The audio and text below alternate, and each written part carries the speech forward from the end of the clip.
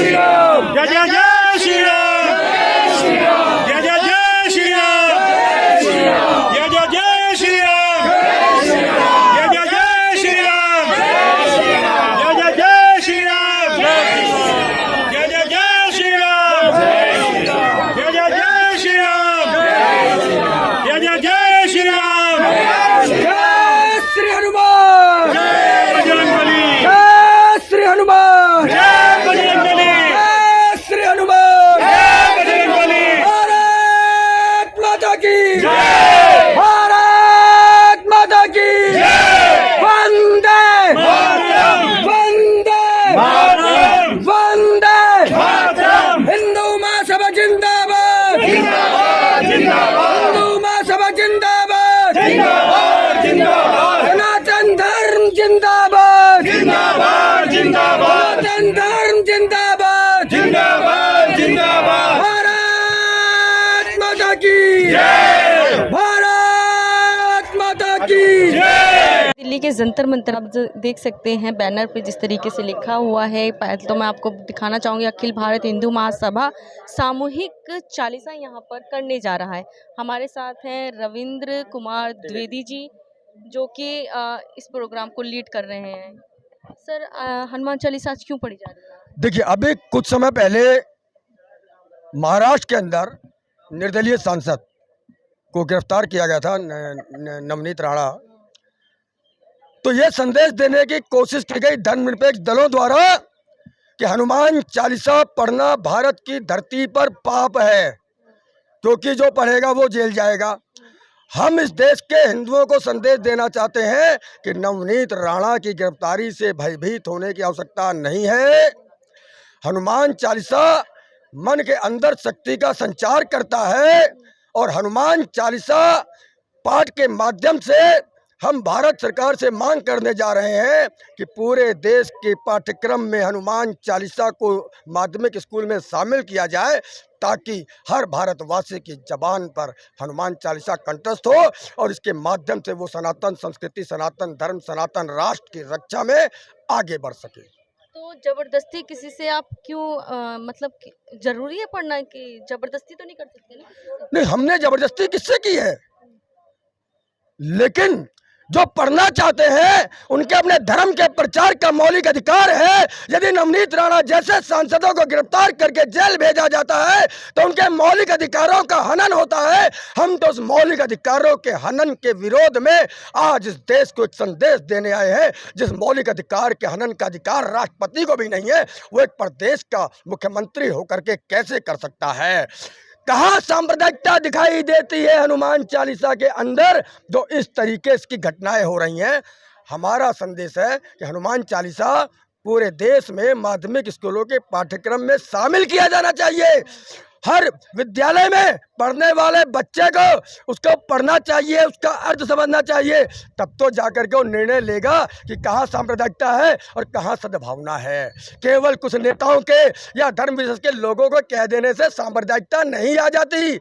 यहाँ तो हिंदू शब्द को ही सांप्रदायिक बता दिया जाता है, जबकि हिंदू शब्द जिए दो जियो और जीने दो की अवधारणा पर आधारित है। ये विश्व मेरा एक परिवार है, इस अवधारणा पर आधारित है। हम मानवता के धर्म पर चलने वाले लोग हैं, लेकिन वो लोग केवल इस्लाम को मानते हैं, मुसलमानों को मानते हैं, और जो इस्लाम को नहीं मानता वो उसको काफिर कह करके उसकी हत्या को जायज ठहराने वाले लोग हैं। स्वयं निर्णय कीजिए, मानवता सनातन धर्म के साथ है या उन विधर्मियों के साथ है। सर क्या हिंदुस्तान में रहना होगा तो जय श्री राम बोलना होगा? देखिए, जब हमारे भारतीय कानून संविधान ने सबको अपनी पूजा उपासना की स्वतंत्रता दी है, तो पूजा उपासना की स्वतंत्रता दी है। जबरन धर्मांतरण करके उसको इस्लाम या ईसाईयत में लाना, जबरन यदि तुम हिंदू हो तुम्हारी हत्या कर देंगे, इस वजह से हत्या कर देना, इसका अधिकार संविधान ने नहीं दिया है। और हम इसी के लिए हम यहाँ आए हैं। आप पूजा उपासना कीजिए, लेकिन पूजा उपासना तक सीमित रहिए। आपको संविधान ने धर्मांतरण का अधिकार नहीं दिया है, लव जिहाद का अधिकार नहीं दिया है, भू जिहाद का अधिकार नहीं दिया है, पत्थरबाजी का अधिकार नहीं दिया है। और ये सारे अधिकार का उपयोग करने वाले, वो चाहे हिंदू हो, मुसलमान हो, ईसाई हो, उन सबको मतदान का अधिकार और सारी सरकारी सुविधाएं छीन लेनी चाहिए। यही हिंदू महासभा का एक आवाज है। आप नहीं चाहते कि लोगों को उनके मौलिक अधिकार पता हो, तो घर घर में संविधान चालीसा होनी चाहिए? देखिए, संविधान चालीसा तो अब कुछ समय से बातें आई हैं। एक इस्लाम में 4 शादियों की अनुमति, हिंदू में दूसरी शादी करते ही गैर जमानती अपराध में जेल। संविधान कहाँ बराबर है? बताएंगे क्या आप मुझे? एक और, जब सदियों से हमारे एक वहाँ बनारस के काशी के अंदर वजू किया जाता है, पैर धोए जाते हैं, कुल्ला किया जाता है, अपमानित सदियों से हमारे भोले शंकर को किया जाता है, वो अपराध नहीं है। लेकिन हम उसको अपना शिवलिंग बोल दे, हम अपराधी हो गए। कहाँ संविधान समान है हिंदू मुसलमान के लिए? अरे ये संविधान में ही कहीं ना कहीं कोई ना कोई, लेकिन कुछ तो कह रहे हैं वो फव्वारा है। फव्वारा वो क्यों नहीं सरकार को अपना काम करने देते? वो तो पुरातत्व विभाग बताएगा वो कितने वर्ष पुराना है। अरे वो तो जब इनका, जिसने मंदिर का विध्वंस करके वहां मस्जिद बनाई थी, उससे भी सदियों पुराना है। सरकार को काम तो करने दो। क्यों पत्थरबाजी और अपने जनमत को, जनसमूह को इकट्ठा करके विरोध करते हो? आप तो खुद सत्य को सामने नहीं आने देना चाहते, क्योंकि आप जानते हो कि झूठे पड़ जाओगे और आपको तुम दबाकर भागना पड़ेगा। और भागना तो अब भी पड़ेगा, क्योंकि वो हमारा महादेव मंदिर था, है और रहेगा। और सिर्फ वही नहीं, श्री कृष्ण, कोर्ट ने अभी कह दिया कि वो मंदिर है, मतलब शिवलिंग है। भाई सुन लीजिए, कोर्ट के निर्णय को ये विपक्षी लोग मानने की बात क्या करते हैं? सब बहानों प्रकरण ले लीजिए, तो आने दीजिए ना। तो आने दीजिए ना। हम भी कह रहे हैं फैसले को आने दीजिए, लेकिन वो लोग क्यों विरोधी बातें करते हैं, विद्रोह पैदा करते हैं, भड़काते हैं कोर्ट के निर्णय आने से पहले? वो लोग क्यों नहीं कोर्ट की शरण में खड़े होकर के अपना पक्ष रखते? क्यों सड़कों पर खड़े होकर के नफरत की भाषा बोलते हैं, सनातनियों के विरुद्ध बोलते हैं? लेकिन अभी तो जो नुपुर शर्मा जी ने वो बयान दिया है, उसके लिए बवाल खिंच रहा है। आप कहाँ वहाँ वाराणसी के उसमें चले गए? नहीं, जानवापी मस्जिद के उसमें सुन ले। मैं इसलिए चला गया क्योंकि आपने हनुमान चालीसा और संविधान चालीसा की बात की। तो जब एक बात आएगी तो सनातन संस्कृति के तमाम अध्याय खोले जाएंगे, जो कि बरसों से धर्मनिरपेक्षता के नाम पर दफन करके रखे गए हैं। ये बताइए, नुपुर शर्मा जी ने जो बयान दिया है, क्या वो उचित है? देखिए, उचित और अनुचित का निर्णय तो आप पत्रकार लोग कीजिए, ये न्यायालय करेगा। लेकिन उन्होंने वही बोला है जो उन्होंने उनके धर्म ग्रंथों में पढ़ा है। सुन, जो पढ़ा है और जो धर्म ग्रंथों में लिखा है, या तो वो गलत है, उसको हटा दीजिए, और यदि गलत नहीं है तो किसी के बोलने पर ऐतराज क्यों? मेरा सिर्फ इतना कहना है। लेकिन पार्टी ने फिर बर्खास्त क्यों किया? पार्टी ने वैश्विक दबाव में आकर के तत्कालिक समय में कुछ निर्णय लिया है, क्योंकि उसके सामने सबका साथ, सबका विकास, सबका विश्वास का जो नारा है ना, उसको बनाए रखने की चुनौती है। संविधान में जो सभी धर्मों को साथ लेकर चलने का एक विवरण है, उस संविधान के पालन में सरकार के सामने एक मजबूरी है। इसीलिए हिंदू महासभा बार बार कहती है कि अब समय आ गया है कि संविधान पुनर्लेखन समिति गठित करके संविधान का पुनर्लेखन करवाया जाए, और इतिहास पुनर्लेखन की समिति का गठन करके इतिहास का भी पुनर्लेखन करवाया जाए। तब जाकर के इस देश के अंदर जो दबा हुआ सत्य है उजागर होकर सामने आएगा, और जो झूठ का पुलिंदा है वो गर्त में दब जाएगा।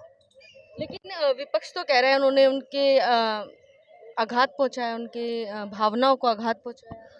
देखिए, विपक्ष वही है जो 65-70 सालों तक इस देश पे शासन करता रहा है, और उसने ही धर्मनिरपेक्षता के नाम पर हिंदुओं के उत्पीड़न और अल्पसंख्यकों को उपकृत करने के अध्याय लिखे हैं। तो उसका बिलबिलाना तो स्वाभाविक है, क्योंकि उसका जो अब बचा खुचा वोट बैंक रह गया है, यदि वो भी खत्म हो गया तो शायद उसके 5 सांसद भी चुन करके नहीं जाने वाले।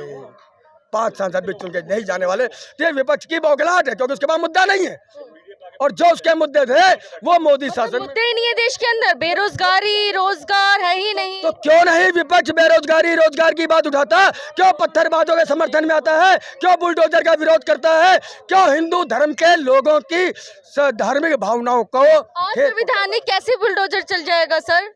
कोर्ट के थ्रू होती है ना ये सुन लीजिए, ये विपक्ष कह रहा है कि संवैधानिक है, जबकि सरकार बार बार कह रही है कि जिसके घर में बुलडोजर चल रहा है वो इलीगल रूप से बनी हुई बिल्डिंग है, उसको नोटिस दिए गए थे, उसने जवाब नहीं दिया था, तब बुलडोजर चला है, चाहे वो यूपी में चल रहा हो और चाहे वो दिल्ली में चल रहा हो। लेकिन जब भी क्यों होता है, जब कुछ बवाल खिंचता है तभी बुलडोजर क्यों चलता है? आखिर जब बुलडोजर चलना होता है तभी बवाल क्या होता है? ये सवाल पूछिए बवाल करने वालों से, उन्हें पता था बुलडोजर चलेगा, इसलिए उन्होंने श्री हनुमान जयंती पर पथराव किया। उसके बाद उन्होंने एक नाटक किया कि ये बुलडोजर रुक जाए। बुलडोजर रोकने के लिए विधर्मियों द्वारा सोची समझे षड्यंत्र के तहत ये पत्थरबाजी की घटना को अंजाम दिया जाता है, हिंदुओं को उकसाया जाता है।